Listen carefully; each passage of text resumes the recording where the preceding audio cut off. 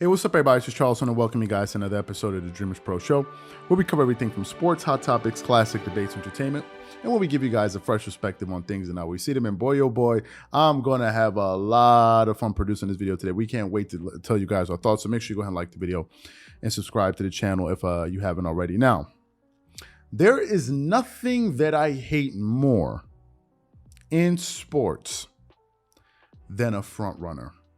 Nothing irks me more than watching somebody who only talks trash when their team is ahead. And the part that's even worse than that is when you have guys who have never won anything, literally, that are talking trash to players that are way more accomplished than them. That bothers me. But all too often, we see it in sports. Now, we recently put up a poll on our channel about a week ago or so.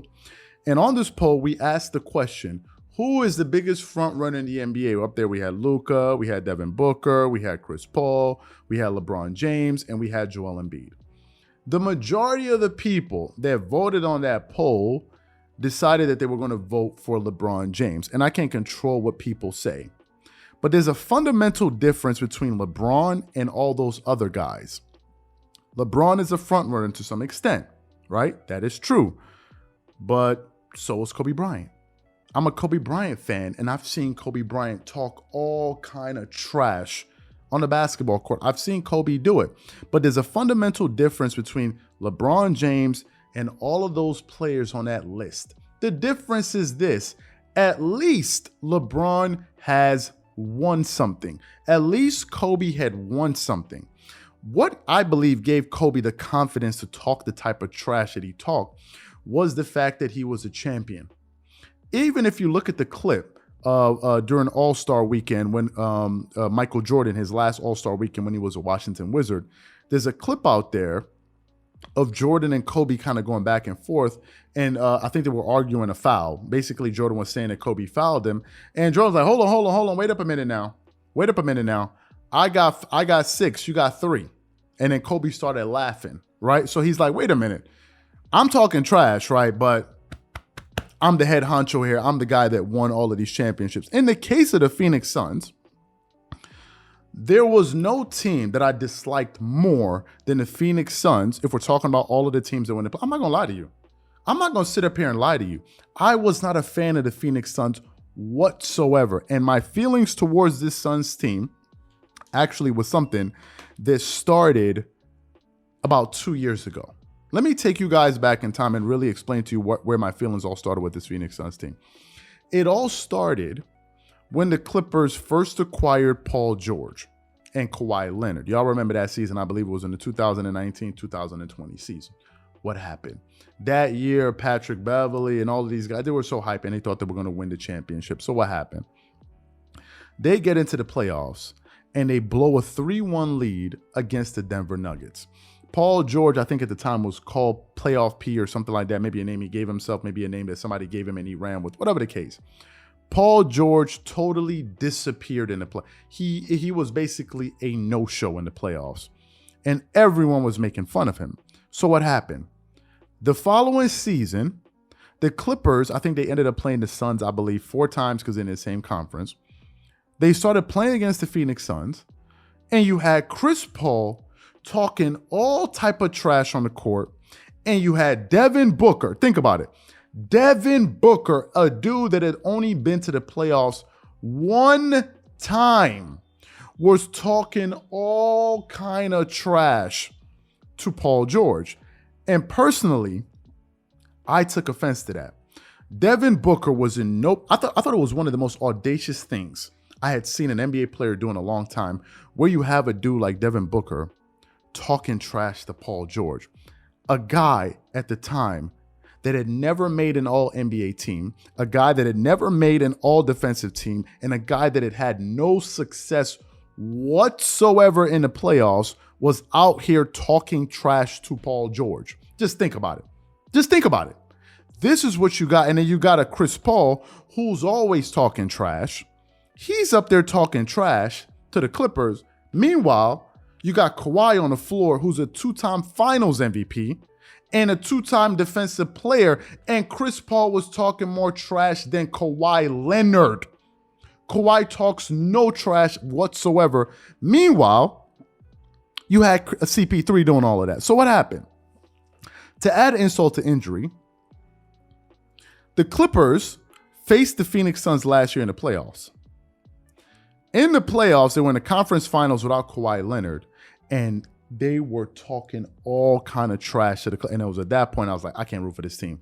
They only talk trash when they're ahead, and I don't like teams like that.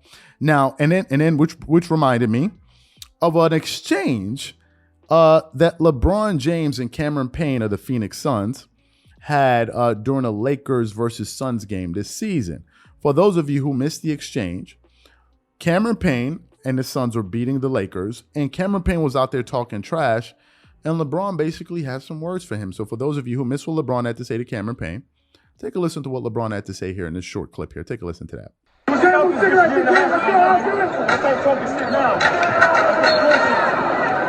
now. Stay humble. Come on now. You can use that home a year and a half ago. Now you want to pop off? Come on, don't do that. Now you want to pop off, nigga. That's okay. All right, nigga. Now, in the words of Kendrick Lamar, LeBron was basically saying, be humble. Be humble. The Phoenix Suns are such a delusional team that you got think about it. You got dudes like Cameron Payne talking trash to LeBron James. It don't get more delusional than that. And to make it even worse, it's not like as if they were a Phoenix Suns team that had just won the championship or had won back-to-back. No. They were just a Phoenix Suns team that just came from the finals that lost. And they were up there trash talking LeBron James. So what happened? Phoenix Suns get to the Western Conference semifinals, and they meet a team with an even bigger front runner in Luka Doncic. And Luka is also a huge front runner. I remember when he was playing against the Clippers, Luka Doncic talks so much trash when his team is up. When his team is down, Luka he be crying. He's looking for foul. Where did they foul me? What happened? He's always whining and complaining. But when his team is winning, when he's hitting three, oh my God, Luka can talk the most trash. And what happened? The Phoenix Suns and Devin Booker and Chris Paul and all of them ran into a team that was better than them and a dude that talks more trash and does more front running than them. And what ended up happening was they finally got a taste of their own medicine, and I loved it. I'm not rooting for the Mavs, but I love the fact that they got a taste. You see, it's one thing if the Phoenix Suns lost to a team like the Milwaukee Bucks. Giannis ain't gonna be up there trash talking to you in front. No. Giannis ain't gonna do that. But when you lose to a team with a dude that does more front running than you, now you know exactly how it feels. And it's the clear proof that LeBron was right all along when he told them boys, be humble. So now they were forced to be humbled by an even more arrogant basketball player. That's basically what happened. And I loved it. I posted on Twitter yesterday about it during the game. I said, I'm so happy that CP3 and the Suns lost after talking all that trash in the conference finals last season against the Clippers with no Kawhi Leonard. Y'all were talking all type of trash. And y'all are playing a team without their best player, and you still have the confidence to go out there and act like as if y'all are beating the team at their best. No, I'm very happy that they lost. Chris Paul can go home, sit down, and think on it. Devin Booker and these dudes can go home and think about it. And now, please, can we dead all of that Devin Booker and Kobe Bryant talk? Can we dead all of that, please? There's nothing about Devin Booker that reminds me of Kobe. Kobe Bryant actually would be able to make an impact. Kobe Bryant is not going to get locked up by Patrick Beverley like they did last year in the playoffs. Kobe is an all-defensive type of player, too. He will guard somebody. Please don't ever compare Devin Booker to Kobe Bryant. Let's stop that. I'm very happy that they lost. I'm not supposed to say it, but I'm going to say it anyway. So what I want to know from you guys is this. Number one, what do you think about the warning that LeBron gave those dudes? Do you think that ultimately it came back and bit them in the butt? Or do you think that, listen, it's just a part of sports and everybody should talk trash? Whatever you guys think, please leave your thoughts and comments in the comment section, and we'll definitely catch you guys on the next episode. Peace.